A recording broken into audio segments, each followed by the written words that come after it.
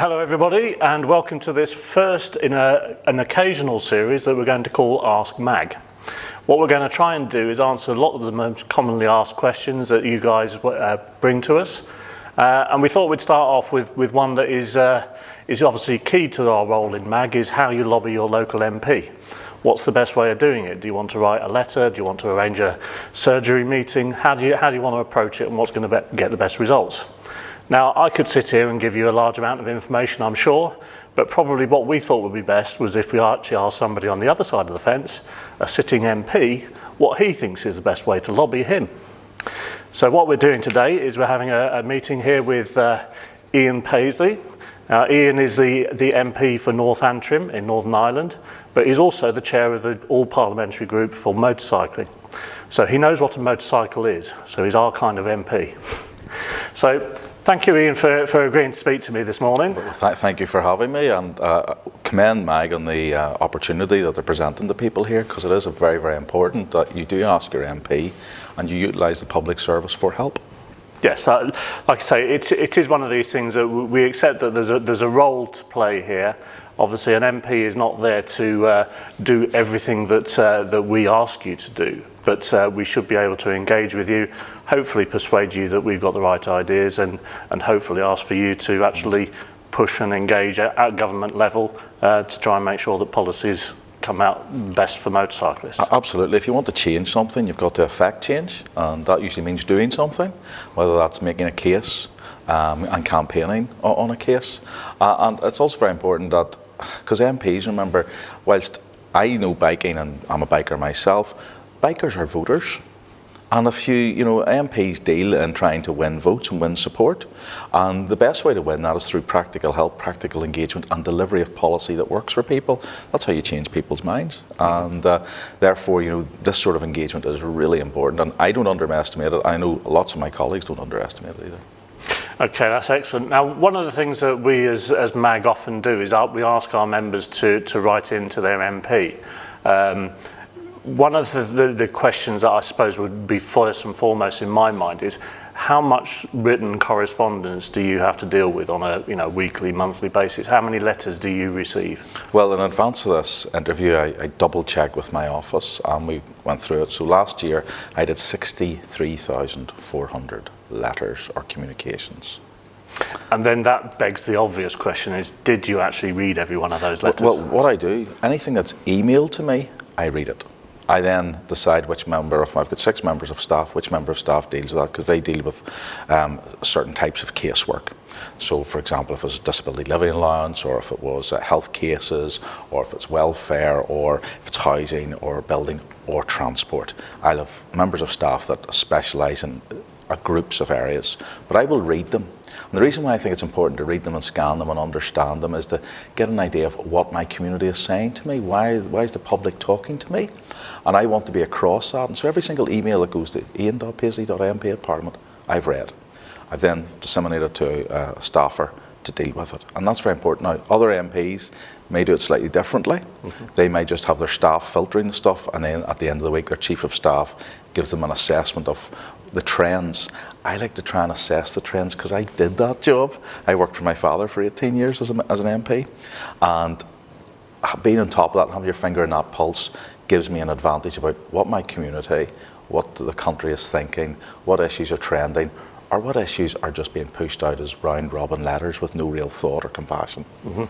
Yeah, because I mean, obviously, as we say, we often get asked to produce template letters which members will send to their MPs, and sometimes I think there's a place for it. But generally speaking, my advice to members is write an impassioned letter about something that you really care about personally. Don't feel that you need to send a template letter.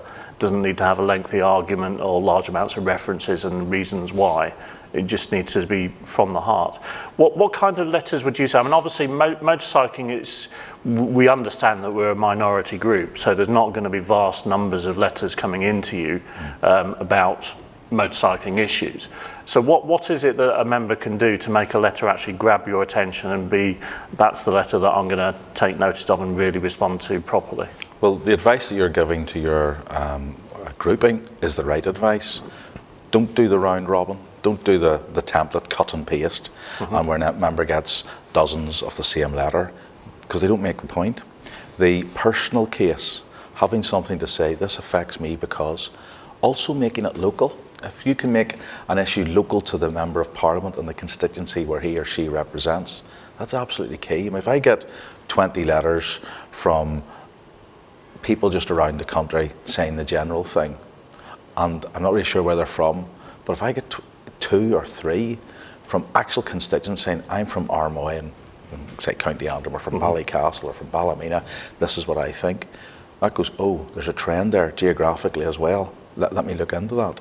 Yeah. And so making it personal is very, very important advice.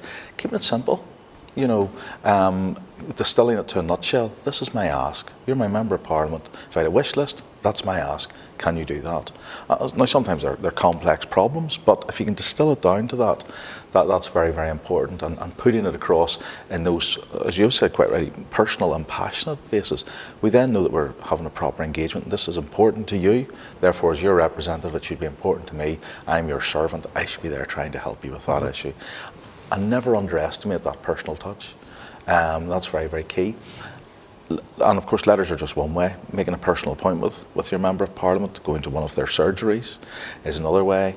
And I do that regularly, twice a week usually. So seeing people and getting issues from them is a very, very important way of engaging. But the round robin letter, I'm not dismissing it, I do read them, but when I see 20 or 30 all the same, they're going to get the same standard reply from me. Yeah. But if they've said something specifically about their area, or about wee Jimmy or wee Sarah, I can then turn around and say, yeah, that's really important, and this is what I feel, how I would address that specific point. And so that, to me, that is how you make the impact with me, and how you grab my attention. Yeah. And there's lots of issues. I mean, you say that the bikers, maybe they're in limited issues, but I mean, just this week, for example, I've had to deal with 3 major biking issues. I'm still working hard nationally on bikes being able to use all bus lanes. And I met with the Minister this week on that particular point on behalf of the APPG. I have an issue to do with insurance for learning centres in Northern Ireland, and the cancellation of insurance over those learning centres for people doing their compulsory test. And the other issue then at the sports side of it, we have an issue to do with insurance for motorcycle eventing in Northern Ireland, and that's very local to me, but that's an issue which again I'm trying to deal with. So these issues do come up, and we get letters or personal calls about those matters. Yeah, I mean, I think one thing that strikes me there, obviously you mentioned that you had a meeting with the Minister about the bus lanes issue. From a Northern Ireland perspective, I know that might be an issue that you would see as not being particularly relevant for you, because Northern Ireland, we've already got access to all the bus lanes, but obviously various other parts of the UK we haven't got access. So even something like that, although it's not something that directly affects your constituent, that is something that you care about and something that you're prepared to put some effort into trying to help riders everywhere. Well, because I'm the chair of the All-Parliamentary Group, members of Parliament from across the nation, from Scotland, England and Wales, have chosen me to be their leader on that issue. And therefore I have to be aware of the national issues. And I also am very conscious, whilst I am dedicated to representing my own constituents who sent me here and being their voice, I'm in the national Parliament. I'm of a national role. And being in that little narrow zone of just representing a very parochial area, being an MP is more than that. You have to think of the whole nation. And nowhere is an island. I know we live on an island, but nowhere is an island in that regard. You know, we all have interlocking issues, and being able to get across those issues and see the perspective from the other side, and realise that that's an issue that affects bikers. It may not directly affect Ballymoney or Ballycastle or Ballymena, but it does affect bikers in this nation. I should be concerned about that. I'm willing to engage in that. I'm willing to help. Because at the end of the day, what was my job? It was once described as a Blue Peter presenter without the badge. Because you get to do a lot of fun stuff, but we're here to actually help and provide a service, and that's what we should be doing. And hopefully that engagement and a lively, constant engagement from the public makes us work better. Okay, I mean, you touched briefly there on surgery meetings. In your view, I mean, obviously there's been a lot of issues in recent years with MPs facing pretty serious attacks at surgery meetings. Is that something now where surgery meetings are limited, or do you make yourself as open as possible? How do you actually play that, and is that again the same for all MPs these days? This will differ for MPs. There's some MPs feel and are under immense personal threat, and so they'll be less likely to advertise a regular surgery that they actually do, or if they do it, it will be very much filtered to people who have got through a filtering system and therefore are not posing a threat. Northern Ireland, the threat level is very different and can be problematic, but I like to think that I'm as open and as accessible as possible. And on average, my average Friday would be from 9 o'clock in the morning to 7 o'clock at night, every 20 minutes, a new constituent coming through the door. I've got an actual appointment. My staffers haven't been able to fix that issue, and I'm dealing with them directly. Yeah. Other MPs maybe only do it monthly. Some will do it twice a week. There's all sorts of stuff. But if you can get that meeting, it's important. But in today's day and age, I mean, when I started this game, it was all the handwritten personal letter, and then it became the email, and now it is email and text. But the expectation is immediacy. If I get an email and it's not answered within 24 hours, I get another one. Why haven't you answered me? That wouldn't have been the way with a letter. You know, you'd have got 2 weeks to contemplate it, think about it. So it is instantaneous response. Now that's helpful, but it's also very, very dangerous, because you're raising people's expectation that you can get a quick answer, and the wheels of government do turn exceedingly slow. So whilst I might be able to reply, I'll do something for you, it might take me 3 weeks to get something from the department. But the fact is, in this day and age of emails in particular and text messages, we have to be, I think, agile. And I think what people really do appreciate is an immediate response that's been received and you're listening. But you can't just then leave it. You've got to keep following up. And I try to do that. It's always difficult, especially when you get that amount of communication. Yeah, absolutely. I mean, from my own personal experience, I always find that it does get frustrating when you don't get an immediate response to an email. But then again, you put yourself in the, in the shoes of the MP, and you think, 200 a day. How many of these has he got to reply to? Yeah. I mean, I get 200 emails every day. Yeah. Every single day. Saturdays, Sundays as well. It doesn't stop, and it usually comes in. The flux of them usually come in after 5 o'clock. So through the day you'll get a reasonable dribble, but then after 5 o'clock, when people may have clocked off work, so 5 to 10, I have this massive intray of emails, and I may have a speaking engagement or something else to be at. We're pulled in all different directions because we are ultimately generalists, and we have to go to different events and do different things or speak in Parliament. So being aware of that's how they work, and also how fluid it can be, and you catch their attention for a moment, they get engaged, and then they have to move on to another issue. And I think as long as people know that that's the way it works, then you'll understand it. But I do agree with you. There's nothing worse than not getting an acknowledgement and not getting a follow-up. Yeah, but I would say don't take it personally if you don't get the immediate response, and don't be afraid to sort of like send a reminder or something like that, after a sensible period of time. Courtesy always gets you further, I find. Yes. You know what I mean? And humour is always really good. I know you're really busy, buddy, doing whatever. But all that there, that helps, because it shows that we're human beings and we're trying to do this and maybe have a bit of crack as well and get the job done. And I think, like all things, courtesy goes a long way, doesn't it?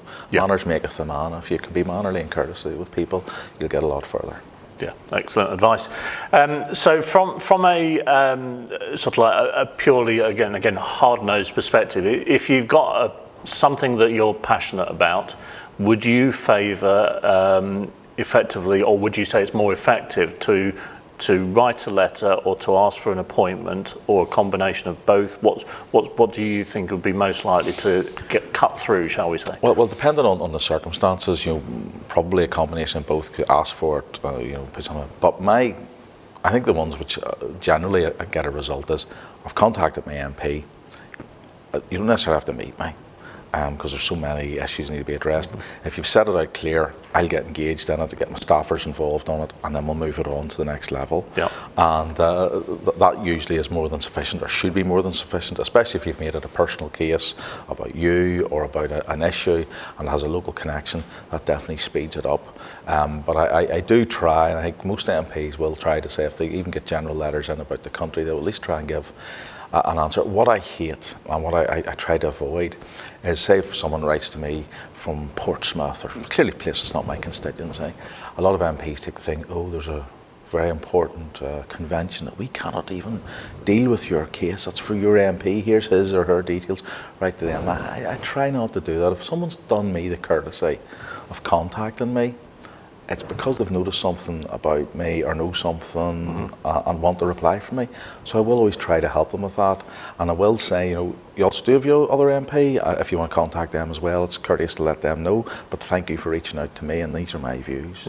But some of my colleagues may not be that generous with their time. Yeah. So at the risk of sort of like doubling the size of your inbox, it's not unreasonable for motorcyclists to sort of like look at the fact that you are the chair of the All-Parliamentary Group for Motorcycling and say, well, this is a motorcycle-specific issue.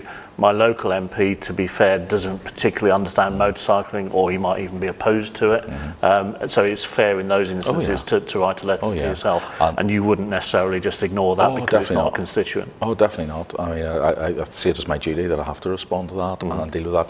And as chair of the APPG, the reason why I do it, yes, I'm interested in the subject matter, but more importantly, as chairman, I get then access rights, to the minister.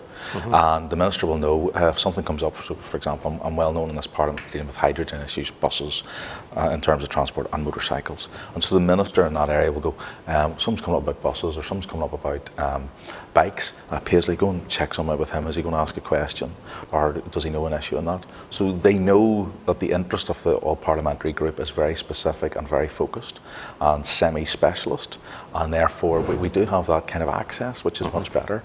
And we have to work with all parties as well. It's an all-party group, so that also gives you a wee bit of leverage, and for the person writing in to know that it's an all-party group, it's not partisan.